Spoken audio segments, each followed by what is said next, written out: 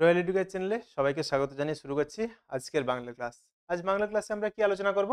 মূলত বাংলা ক্লাসে আজকে আমরা ধ্বনি বিষয়টাকে আলোচনা করব। তো ধ্বনি বিষয়ে তোমাদের অধ্যায়টার নাম থাকে কি না, ধ্বনি ও ধ্বনি পরিবর্তন।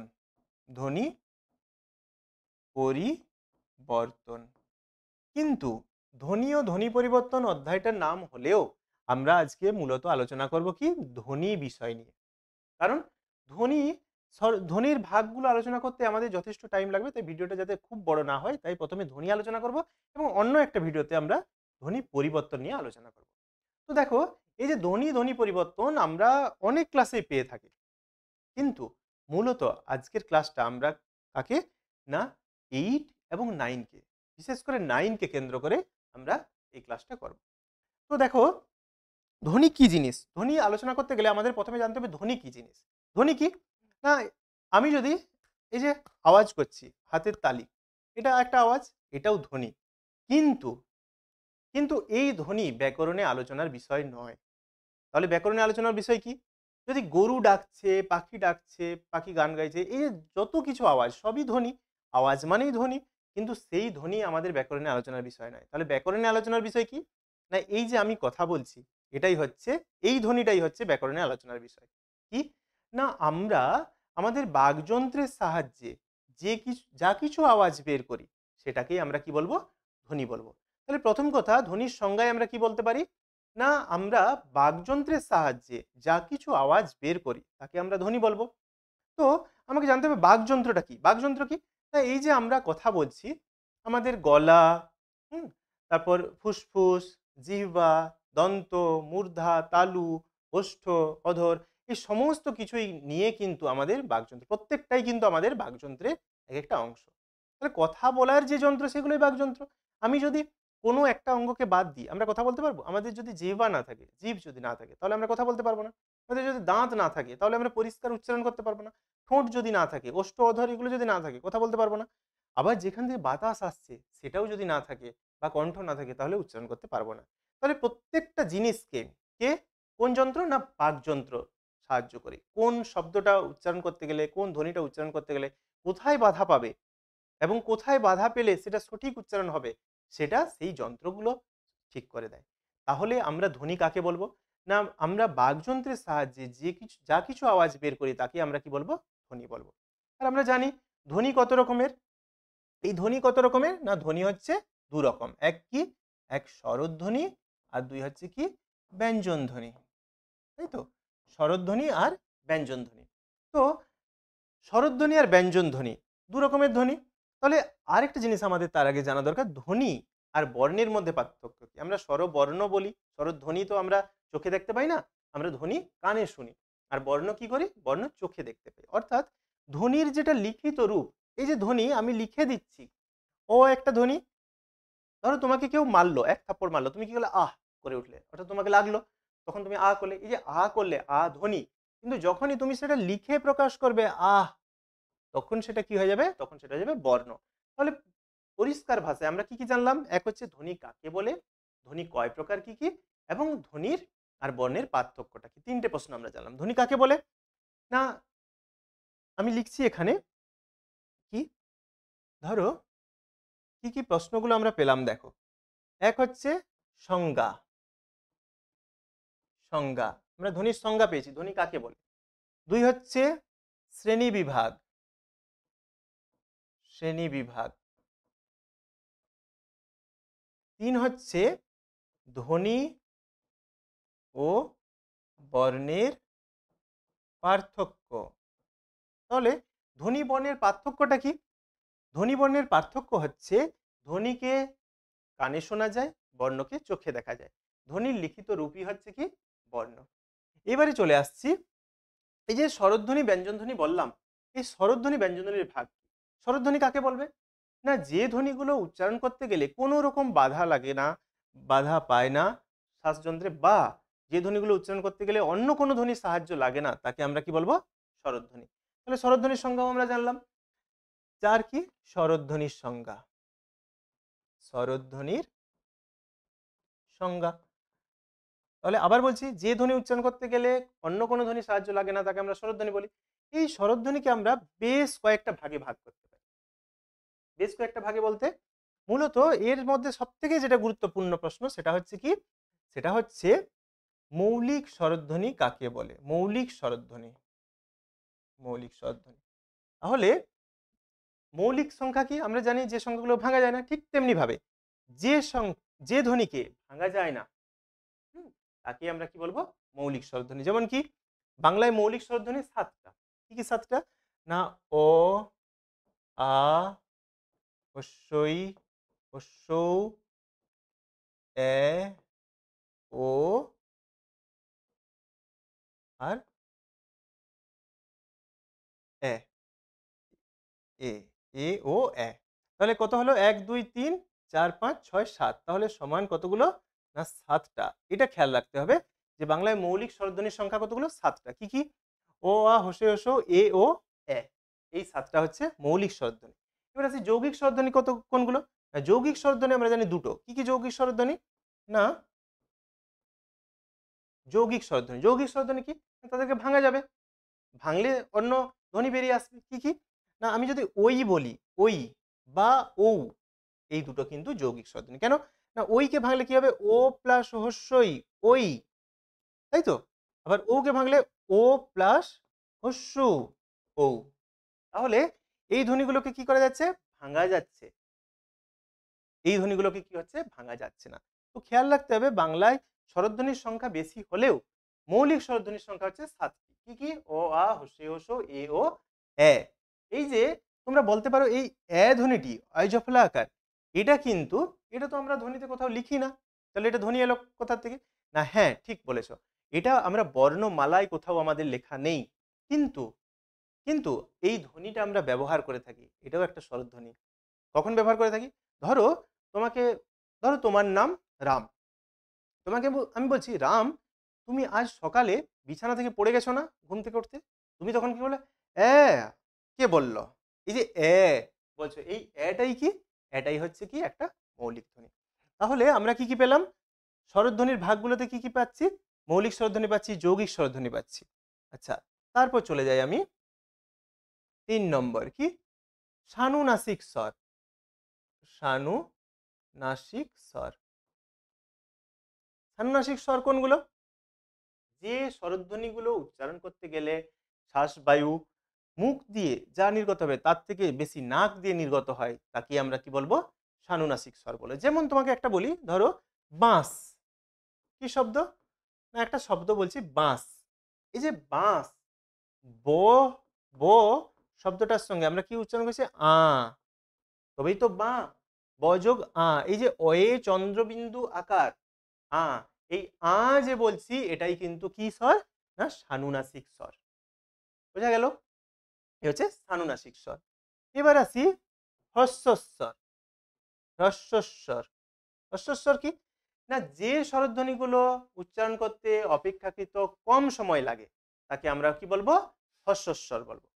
আবার বলছি, যে স্বরধ্বনিগুলো উচ্চারণ করতে কম সময় লাগে তাকে আমরা বলবো হ্রস্বস্বর। যেমন আমি যদি বলি অ, উচ্চারণ করতে কম সময় লাগে। যদি বলি হ্রস্বই, উচ্চারণ করতে কম সময় লাগে।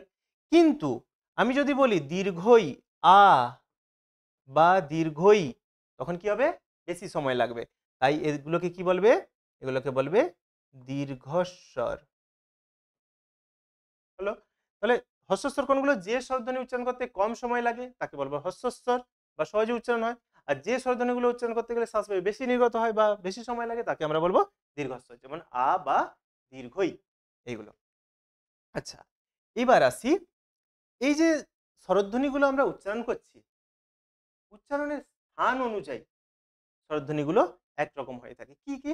না, আমরা এইভাবে একটা ছক করে নিতে পারি। এইভাবে একটা ছক করে নিতে পারি। এই যে ছকটা করার পর আমরা মৌলিক স্বরধ্বনি লিখেছিলাম। মৌলিক স্বরধ্বনি কি লিখেছিলাম? অ, আ, হ্রস্বই, হ্রস্বউ, এ, ও আর কি করেছিলাম? এ। এইগুলো আমরা কি করতে পারি?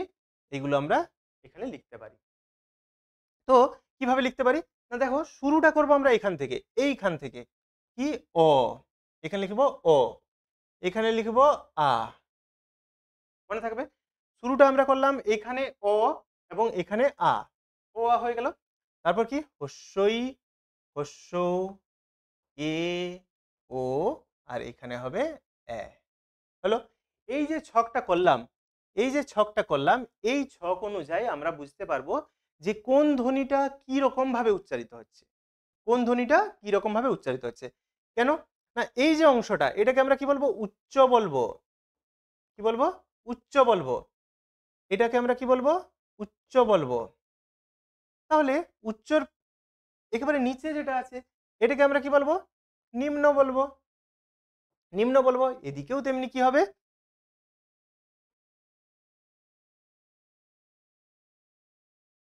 আচ্ছা এদিকেও কি হবে, এদিকেও এটা কি হবে, নিম্ন।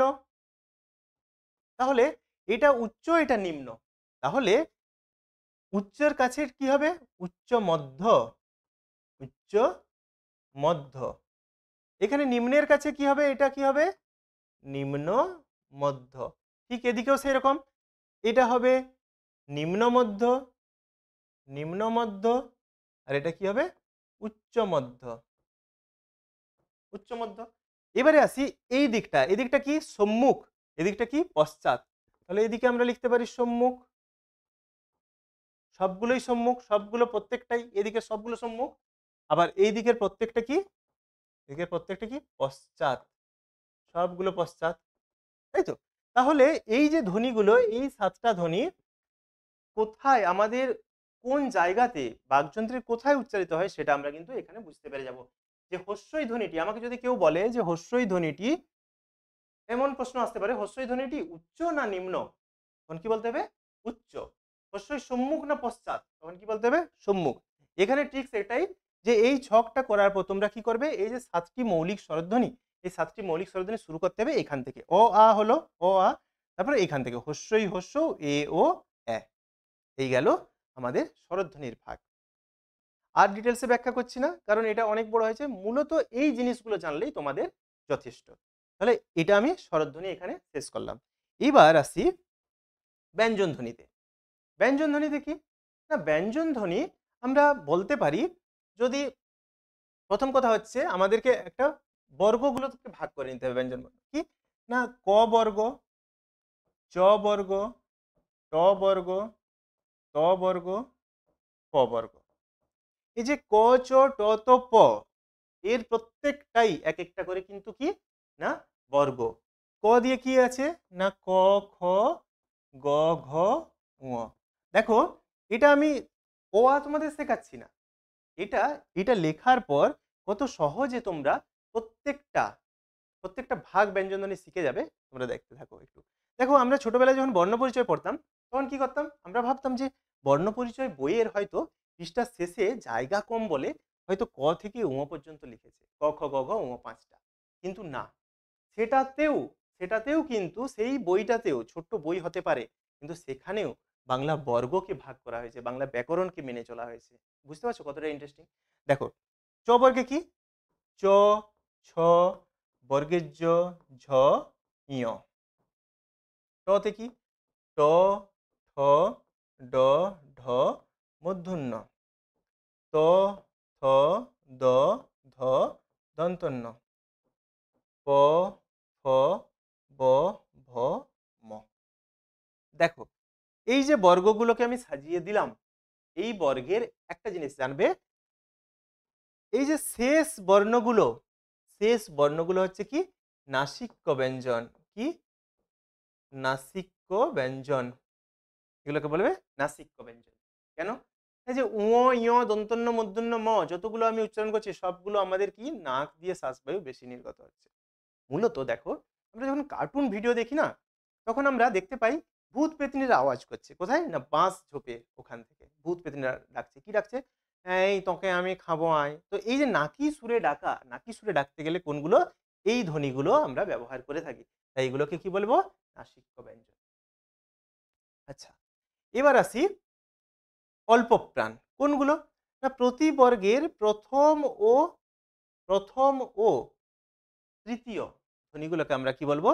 অল্প প্রাণ বলবো। কি বলবো? অল্প প্রাণ। প্রতি বর্গের প্রথম এবং তৃতীয় ধ্বনিকে বলবো অল্প প্রাণ। কেন? আমরা প্রাণ মানে কি জানি? প্রাণ মানে আমাদের আমাদের যদি খেতে না দেওয়া হয় ২ দিন ৪ দিন আমরা মারা যাব না। কিন্তু আমাদের শ্বাসবায়ুটা যদি বন্ধ করে দেওয়া হয়, কয়েক মিনিটের মধ্যে আমরা কি হব? মারা যাব। তাহলে আমাদের মূল প্রাণ হচ্ছে কি? না বাতাস। এই বাতাসটাই হচ্ছে আমাদের প্রাণ। তাহলে যে ধ্বনি উচ্চারণ করতে গেলে অল্প প্রাণ নির্গত হয় তাকে আমরা বলবো অল্প প্রাণ। যেমন কি প বললে বা ব বললে যতটা না বাতাস নির্গত হবে তার থেকে ফ বললে বেশি বাতাস নির্গত হবে। তাই এগুলোকে আমরা কি বলবো? অল্প প্রাণ। আবার দ্বিতীয় আর চতুর্থ এগুলোকে আমরা কি বলবো? এগুলোকে বলবো মহাপ্রাণ। কি বলবো? মহাপ্রাণ। তাহলে প্রতি বর্গের প্রথম দ্বিতীয়কে বলবো অল্প প্রাণ এবং দ্বিতীয় চতুর্থকে বলবো মহাপ্রাণ। আবার তোমরা জানো ঘোষ ধ্বনি আবার অঘোষ ধ্বনি। যে ধ্বনি উচ্চারণ করতে গেলে স্বরযন্ত্রের কম্পনের সঙ্গে তার সুর মিশে যায় তাকে আমরা বলবো ঘোষ এবং যেগুলো সুর মেশে না তাকে বলবো অঘোষ। সেগুলো কোনটা? না প্রথম দ্বিতীয় তৃতীয় চতুর্থ পঞ্চম। তাহলে আমরা কি কি শিখলাম? অল্প প্রাণ শিখলাম, মহাপ্রাণ শিখলাম, নাসিক্য ধ্বনি শিখলাম, ঘোষ শিখলাম আর অঘোষ শিখলাম ৫টা। এছাড়া কি রয়েছে? এছাড়া রয়েছে কি শিস ধ্বনি। শিস ধ্বনি কোনগুলো? না যে ধ্বনি উচ্চারণ করতে গেলে শ্বাস শিস নির্গত হয় সেগুলোকে আমরা কি বলবো? শিস ধ্বনি বলবো। যেমন তালেবস্য, মূর্ধন্যস্য, দন্তস্য এগুলো উচ্চারণ করতে গেলে আমাদের শিস নির্গত হয়। তাই এদেরকে আমরা কি বলবো? ঊষ্মধ্বনি বা শিস ধ্বনি বলবো। আবার যে ধ্বনি উচ্চারণ করতে গেলে আমাদের জিহ্বা মূর্ধাকে তাড়িত করে তাকে আমরা কি বলবো? তাড়িত ব্যঞ্জন বলবো। যেমন ঢ, ঢ এগুলো। আচ্ছা এক্ষেত্রে একটা কথা বলে রাখি, একটু আগে ভুলে গেছি। তো খেয়াল হলো এখন বলে রাখি। স্বরবর্ণে আমরা একটা অংশ ছেড়ে এসেছি সেটা হচ্ছে প্লুতস্বর। প্লুতস্বর কি? না যে স্বরধ্বনিকে টেনে, টেনে উচ্চারণ করা হয় তাকে আমরা বলবো প্লুতস্বর। যেমন কি কান্নাকাটির সময় এবং কাউকে দূরের কাউকে ডাকার সময় আমরা সেই ধ্বনি উচ্চারণ করি। যেমন কি ওই, এই যে ওই করছি এটা হচ্ছে প্লুতস্বর। টেনে, টেনে উচ্চারণ করছি। আবার কেউ কান্নাকাটি করছে সেখানেও আমরা প্লুতস্বর পেয়ে থাকি। তো তাহলে এই গেল আমাদের মূলত ব্যঞ্জনধ্বনির একটা বেসিক কনসেপ্ট। এটা এছাড়াও আরো বেশ কিছু রয়েছে কিন্তু তরল ব্যঞ্জন রয়েছে, অনেক কিছু রয়েছে। কিন্তু এত আলোচনা করছি না। এর সঙ্গে আরেকটা সাধারণ জিনিস আলোচনা করছি উচ্চারণের স্থান অনুযায়ী। এটা গেল উচ্চারণের প্রকৃতি অনুযায়ী। এবারে আসছি উচ্চারণের স্থান অনুযায়ী। দেখো উচ্চারণের স্থান অনুযায়ী জানতে গেলে আমাদের কটা জিনিস জানতে হবে। দেখো আমি একটা আঁকার চেষ্টা করছি। একটা মানুষের মাথা, তো হাসবে না দেখো। কি? ধরো